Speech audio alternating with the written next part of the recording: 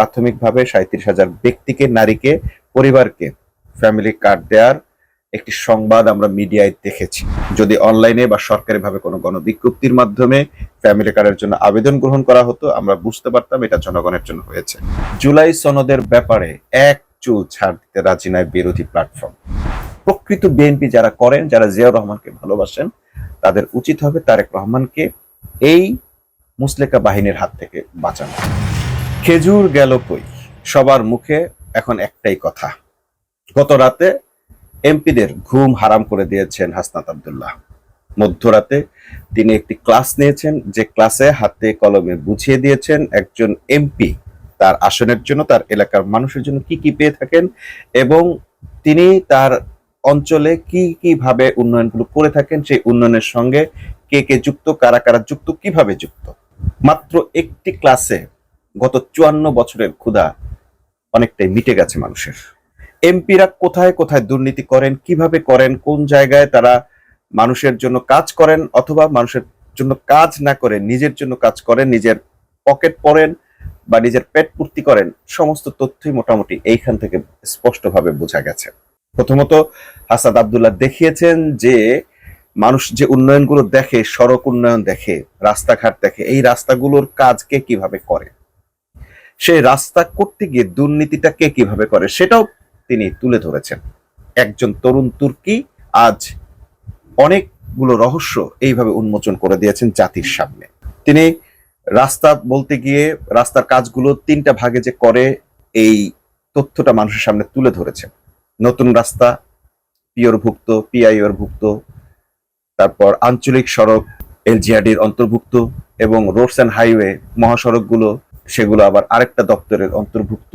তো এগুলো একসঙ্গে কিভাবে কাজ করে, এই কাজ যারা পায় তারা কিভাবে কাজ করে, কাজ করতে গিয়ে কাজটা দেরি কেন হয়, চুরি কেন হয়, এরকম সব তথ্য। দেরি হওয়ার ক্ষেত্রে তিনি বলেছেন যে একই টেন্ডারবাজি লোক বা একই লোক এক একজনের নামে এক একটা টেন্ডার কিনে নেন বা লাইসেন্স করেন, লাইসেন্স করে ঠিকাদারের লাইসেন্স গুলো একই ব্যক্তির একই গোষ্ঠীর হওয়াতে তারা বিভিন্ন জনের নামে নিয়ে যে কোনো ভাবে তারাই কাজটা নেন, দর তারা দেন, সে কারণে সেখানে একটা সরকার ধরা খায়।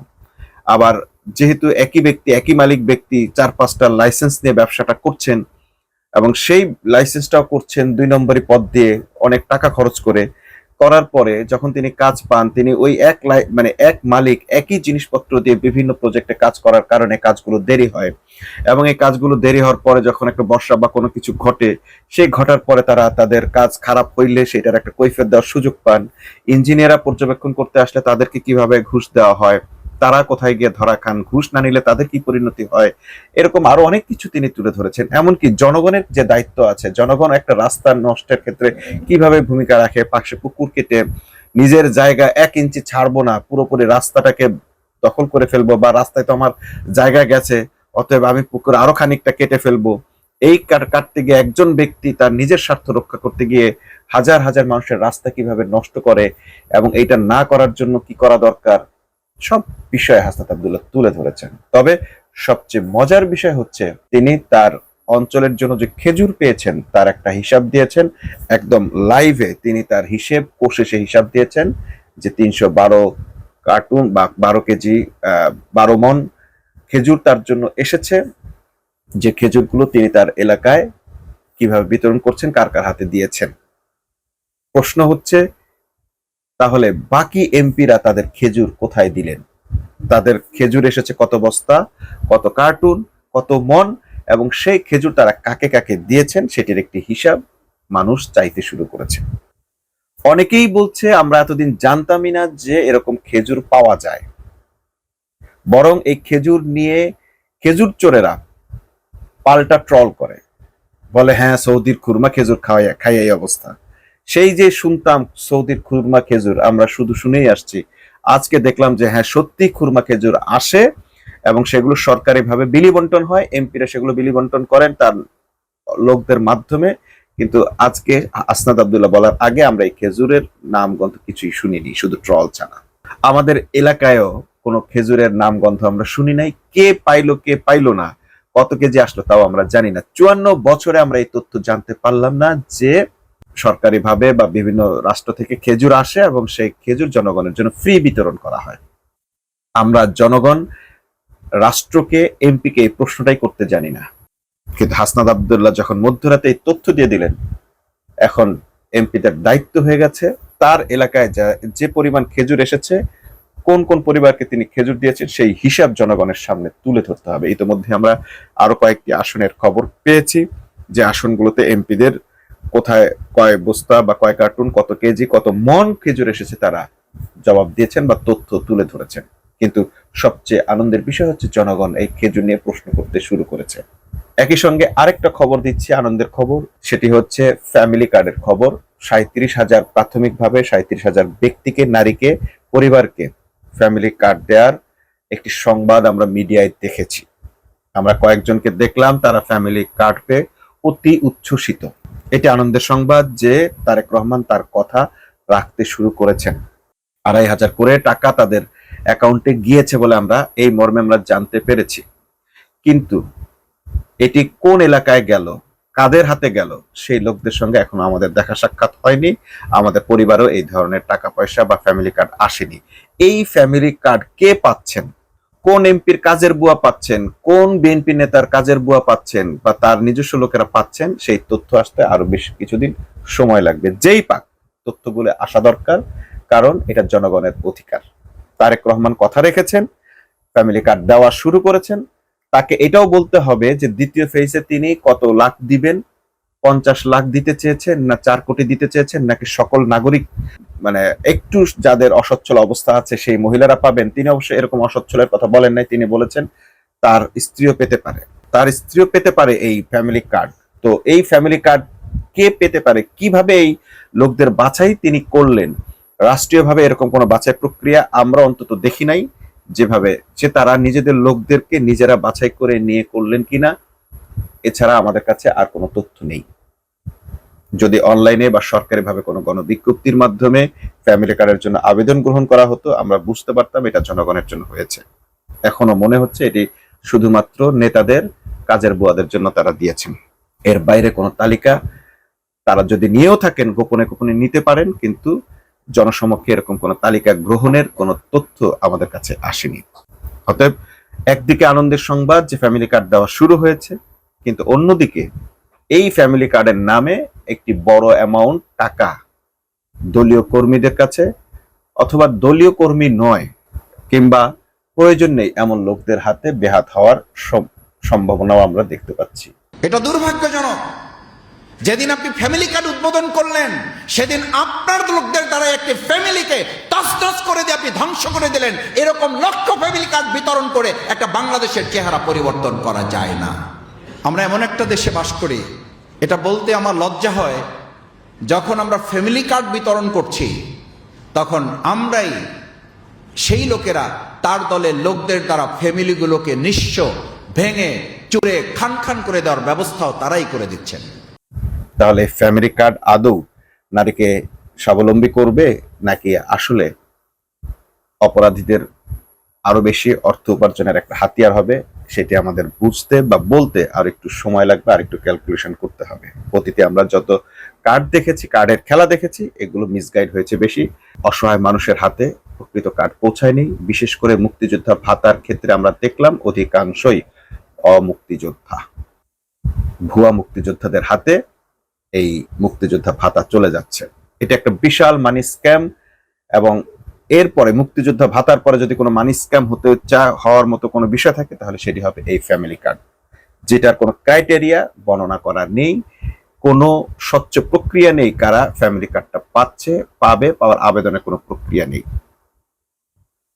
কোনো ধরনের রাষ্ট্রীয় প্রক্রিয়া ব্যতীত, আবেদন গ্রহণ ব্যতীতই, মানুষের জানা ব্যতীত বা মানুষের অংশগ্রহণ ব্যতীত গোপনে গোপনে তারা কোনোভাবে তালিকা করে এই ফ্যামিলি কার্ড অলরেডি বিতরণ শুরু করে দিয়েছেন। এরপর আরেকটা খবর আপনাদেরকে দিচ্ছি, একদিকে যখন এই ফ্যামিলি কার্ড বিতরণ হচ্ছে, অন্যদিকে তখন জামাতের চুয়াডাঙ্গার একটা ফ্যামিলির একমাত্র উপার্জনক্ষম ব্যক্তিকে হারিয়ে কাঁদছে। অর্থাৎ জামাতের একজন ভাই শহীদ হয়েছেন চুয়াডাঙ্গায়, জীবননগরে। এদের অপরাধ কি?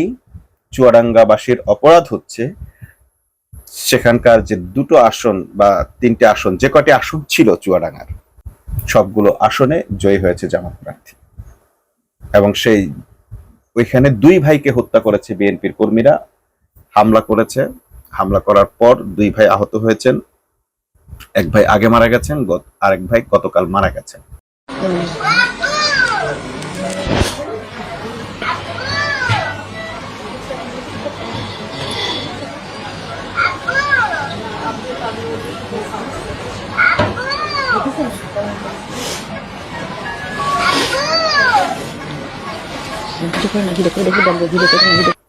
ঠিক সেই সময়, সেই শোকের সময় মিডিয়া উল্লাস করে প্রচার করছে ফ্যামিলি কার্ডের খবর। খুব ভালো হতো, খুব ভালো হতো যদি তারেক রহমান নিজেকে নিরপেক্ষ প্রমাণ করতে এই শহীদদের পরিবারের খোঁজটা নিতেন। শুধু সেই শহীদ নয়, আরো অসংখ্য শহীদ আছে, আর অসংখ্য মানুষ মারা গেছে যাদের বাড়িতে ইফতার পৌঁছেছে কিনা সেই খোঁজ প্রধানমন্ত্রী নেন নাই। কয়জন শহীদের পরিবারের খোঁজ নিয়েছেন এই প্রধানমন্ত্রী? আমরা এর আগে দেখেছি শহীদ পরিবারের সদস্যরা এসে মঞ্চে বলছেন যে বিএনপির নেতারা কেউ খোঁজ নেন নাই, কেবল জামাতের নেতারা তাদেরকে সাহায্য সহযোগিতা করেছে। কিন্তু এখন রাষ্ট্রের প্রধানমন্ত্রী তারেক রহমান, এখন তিনি আর বিএনপির নন, তাকে অবভিয়াসলি খোঁজ নিতে হবে শহীদ পরিবারগুলোতে খাবার পৌঁছেছে কিনা, আহতদের পরিবারে খাবার পৌঁছেছে কিনা। নতুন করে ফ্যামিলি কার্ড দিয়ে চমক সৃষ্টির চেয়ে যেই মানুষগুলো জুলাই অভ্যুত্থানে জীবন দিয়ে এই রাষ্ট্রকে ফ্যাসিবাদ মুক্ত করলো এবং তারই প্রেক্ষিতে আজ বিএনপি ক্ষমতায়, তারেক রহমান ক্ষমতায় এলো, সে মানুষগুলোর খোঁজ খবর নেওয়াটা জরুরি ছিল। নিয়েছেন কিনা আমরা মিডিয়াতে এরকম কোনো খোঁজ এখন পর্যন্ত পাইনি। একই সাথে বিএনপির গত 18 মাসে অন্তর্কোন্দলে প্রায় 2 শতাধিক মানুষ নিহত হয়েছে। এই পরিবারগুলোর খোঁজ নেওয়া জরুরি ছিল। তাদের ঈদ কিভাবে কাটবে জানি না, তাদের রমজান কিভাবে কাটছে আমরা জানি না।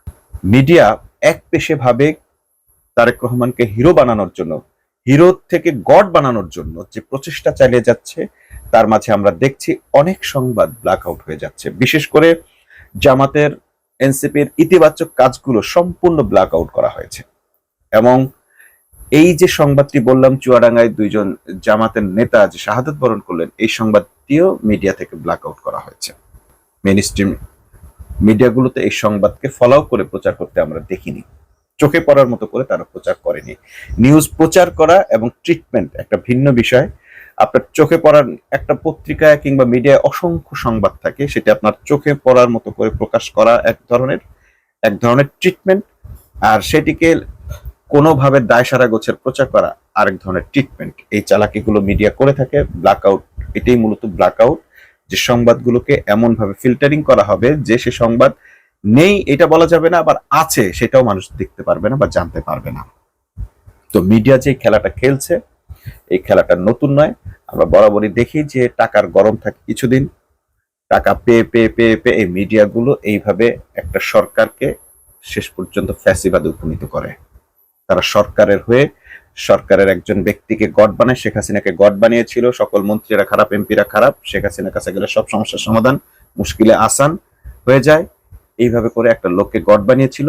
এখন আবার আমরা দেখছি আরেকটা ব্যক্তিকে গড বানানোর চেষ্টা করছে। আমরা দেখলাম মিডিয়া ফলো করে প্রচার করা হচ্ছে যে কথা রাখলেন তারেক রহমান ফ্যামিলি কার্ড দিয়ে, কিন্তু ফ্যামিলি কার্ড কিভাবে দিলেন, কাদেরকে দিলেন, সেটি কোনো কথা এই মিডিয়া কোনো প্রশ্ন করছে না। আবার আমরা দেখলাম এই ফ্যামিলি কার্ডের বিপরীতে যে মানুষগুলো আজ পর্যন্ত খুনের, হত্যার শিকার হলো, সেই পরিবারগুলোর কোনো ধরনের সিম্প্যাথেটিক যে নিউজগুলো আমরা বা মানবীয় যে সংবাদগুলো এতদিন দেখতাম টেলিভিশনের পর্দায় করুণ মিউজিক দিয়ে, এরকম কোন সংবাদ মিডিয়াতে নেই। কে খুন করলো, কারা খুন করলো, কেন খুন করলো, দায়সারা গোছের একটা সংবাদ দিয়ে পুরোপুরি ব্ল্যাক আউট করে দেওয়া হয়েছে। এই খেলাটা যদি চলতে থাকে তাহলে জনগণের জন্য একটাই কাজ, সেটি হচ্ছে যে সবাই মিলে মিডিয়াকে, এই মেইন স্ট্রিম মিডিয়াকে সম্পূর্ণভাবে বয়কট করতে হবে। মিডিয়া যাই কিছু বলুক, সে মিডিয়ার কথায় আর কোনো পাত্তা না দিয়ে, কান না দিয়ে, বিশ্বাস না করে মানুষ তার নিজের মিডিয়া নিজে তৈরি করবে। এখন ইউটিউবের যুগ, সোশ্যাল মিডিয়ার যুগ। প্রত্যেকের উচিত নিজের সংবাদ নিজে তুলে ধরা, এবং অনেক বেশি ইউটিউব নির্ভর হয়ে, সোশ্যাল সাইট নির্ভর হয়ে গেলে তখন এই মিডিয়াগুলো তাদের ব্যবসা বাঁচাতে শেষ পর্যন্ত সঠিক সংবাদ করতে বাধ্য হবে। ওই একটি গোষ্ঠীর কাছ থেকে নির্বাচনের সময় মোটা অঙ্কের টাকা নিয়ে মিডিয়াগুলো যা শুরু করেছে, এটি রীতিমতো দেশের মানুষের সাথে গাদ্দারি। এরপর আপনাদেরকে জানাচ্ছি, এবার আগামী সংসদ অধিবেশনে অর্থাৎ ত্রয়োদশ জাতীয় সংসদের প্রথম অধিবেশনে একটি নতুন চমক দেখাতে যাচ্ছে জামাত এনসিপি ইতোমধ্যে সিদ্ধান্ত নিয়েছে তারা সংসদে যাবে। যদিও অনেকেই বলা বলি করছিলেন যে জামাত এনসিপির সংসদে যাওয়া ঠিক হবে না, জুলাই সনদ বাস্তবায়ন না করা পর্যন্ত সংসদে যাওয়া ঠিক হবে না, এমন পরামর্শ অনেকের কাছ থেকে আসছিল। কিন্তু আমরা দেখছি জামাত ইতোমধ্যে তাদের সিদ্ধান্তের কথা জানিয়েছেন যে তারা সংসদে যাচ্ছেন। এনসিপিও জানাচ্ছে যে জুলাই সনদ বাস্তবায়নের জন্যই তারা সংসদে যাচ্ছেন। জামাত জানিয়েছে জুলাই সনদ এর ব্যাপারে সরকার কি ভাবছে, কি সিদ্ধান্ত নিচ্ছে তার উপর বেস করে সরকারের ডেপুটি স্পিকার নেওয়ার অফার এর ব্যাপারে তারা সিদ্ধান্ত নেবে। অর্থাৎ জুলাই সনদের ব্যাপারে এক চুল ছাড় দিতে রাজি নয় বিরোধী প্ল্যাটফর্ম। কিন্তু সমস্যা হচ্ছে জুলাই সনদ বাস্তবায়নের ক্ষেত্রে তারেক রহমানের সামনে বেশ কয়েকটি বাধা রয়েছে। প্রথম যে বাধা সেটি হচ্ছে তারা যাদের কাছে নাকে খত দিয়ে ক্ষমতায় এসেছে তারা। আমরা দেখেছিলাম যে তারেক রহমান নিজে স্বীকার করেছেন যে বাংলাদেশে আসাটা তার একার সিদ্ধান্তে সম্ভব নয়, কিন্তু হাদি হত্যার পর তিনি দেখলাম তড়িৎ গতিতে সে সিদ্ধান্ত জানালেন তিনি বাংলাদেশে আসছেন।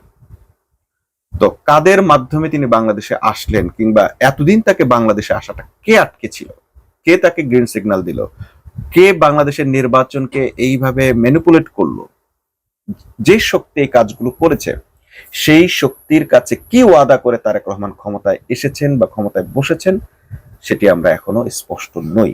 যে কারণে জুলাই সনদ বাস্তবায়িত হবে না, করব না, এই কমিটমেন্ট দিয়ে যদি তারা মুসলেকা দিয়ে যদি তারা ক্ষমতায় এসে থাকেন তাহলে তারেক রহমান এটা বাস্তবায়ন করতে পারবেন না। আবার যদি এটা বাস্তবায়ন না করেন তাহলে অধিকাংশ জনগণের ম্যান্ডেটকে অস্বীকার করা হবে, আর জনগণের ম্যান্ডেটকে অস্বীকার করার সঙ্গে সঙ্গে তিনি তার নিজের প্রধানমন্ত্রিত্ব হারাবেন। কারণ তিনি প্রধানমন্ত্রিত্ব জনগণের ম্যান্ডেটের কারণে, ভোটের কারণে। যেই ভোটে তিনি প্রধানমন্ত্রী হয়েছেন সেই ভোটেই আবার জুলাই সনদ বাস্তবায়নের বাধ্যবাধকতা তার ঘাড়ে পড়েছে। এই যে একটি উভয় সংকটে তিনি পড়েছেন, যেটাকে আমরা আঞ্চলিক ভাষায় বলে মাইনকা চিপায় পড়েছেন, এইখান থেকে তিনি কিভাবে উত্তরণ করবেন সেটি এই নতুন সংসদ অধিবেশনে দেখার বিষয়। আরো একটি চাপ রয়েছে তার উপর, সেটি হচ্ছে রাষ্ট্রপতির ভাষণ। কেন রাষ্ট্রপতির ভাষণ সেখানে দিতে হবে এই ব্যাপারে এখনো আমরা জনগণ কিছুই বুঝতে পারছি না। কারণ আমরা মনে করি রাষ্ট্রপতির ভাষণ দেওয়ার কোনো অধিকার নাই, স্বৈরাচারের দোসর। বিএনপি কেন যে তাকে দিয়ে সব ভাষণ দেওয়াচ্ছে এটা আমাদের কাছে পরিষ্কার নয়। তো এই বিষয়ে আমরা কিছু সিদ্ধান্ত নিয়েছি, সেটা আপনারা কালকে জানবেন। যে রাষ্ট্রপতি জিয়াউর রহমানের বিরুদ্ধে অকথ্য মিথ্যাচার করেছে সেই রাষ্ট্রপতিকে কিভাবে বিএনপি এখন বুকে আগলে রাখছে সেটি একটি প্রশ্নের বিষয়। তাহলে কি তারেক রহমানের ডিএনএ পরিবর্তন হয়ে গেছে, চেতনা পরিবর্তন হয়ে গেছে?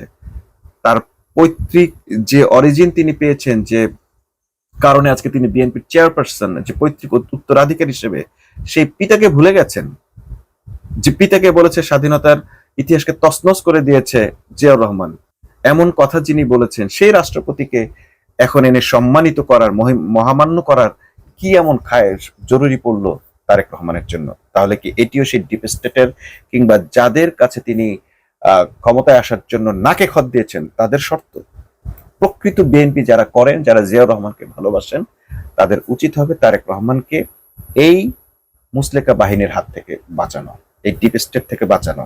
জামাত অতীতেও বিএনপির ক্ষমতা প্রাপ্তিতে সহযোগিতা করেছে, কখনো শর্তপ্রাপ্ত, কখনো নিঃশর্ত সহযোগিতা করেছে। অতএব জামাতের কাছ থেকে ক্ষমতা কেড়ে নেওয়ার জন্য এত বড় ভুল তারেক রহমানের করা কোনোভাবেই উচিত হচ্ছে না। আমরা অপেক্ষায় আছি জামাত এবং তারেক রহমান নতুন সংসদে অবশ্যই জনগণের জন্য কোনো নতুন চমক সৃষ্টি করবেন।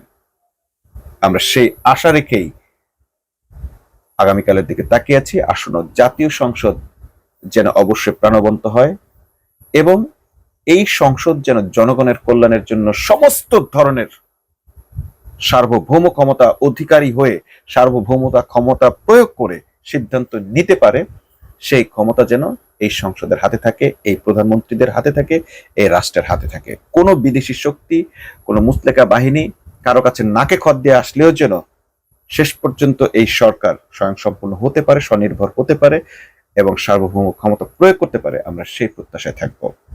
প্রয়োজনে দেশের আপামর জনগণ তাদের পাশে থাকবো, তবু বিদেশিদের কাছে অন্যায় আবদার মেনে নেওয়া যাবে না। তাদের শর্তে বাংলাদেশকে আর বিভাজিত করা যাবে না, বাংলাদেশের মানুষকে আর ঠকানো যাবে না। যদি সংসদের মাধ্যমে না হয় তাহলে বিকল্প পথ আছে, আবার গণ অভ্যুত্থান হবে। দেশের মানুষ জুলাই বাস্তবায়নের জন্য আবার জুলাই সমপরিমাণ রক্ত দিতে প্রস্তুত আছে। অপেক্ষা 12 তারিখের। 12ই মার্চ সংসদের দিকে তাকিয়ে থাকার আহ্বান জানাচ্ছি। আপনারা সবাই হ্যাঁ পক্ষে ভোট দিয়েছেন না? আমরা সবাই দল মত নির্বিশেষে হ্যাঁ পক্ষে ভোট দিয়েছি। ফলে সংস্কারের পক্ষে, বিচারের পক্ষে আমাদের সেই লড়াই চলমান থাকবে। আপনাদেরকেও সচেতন থাকার, 12ই মার্চ সংসদের দিকে তাকিয়ে থাকার আহ্বান জানাচ্ছি। সবাইকে শুভকামনা জানিয়ে এখানে শেষ করছি। আল্লাহ হাফেজ।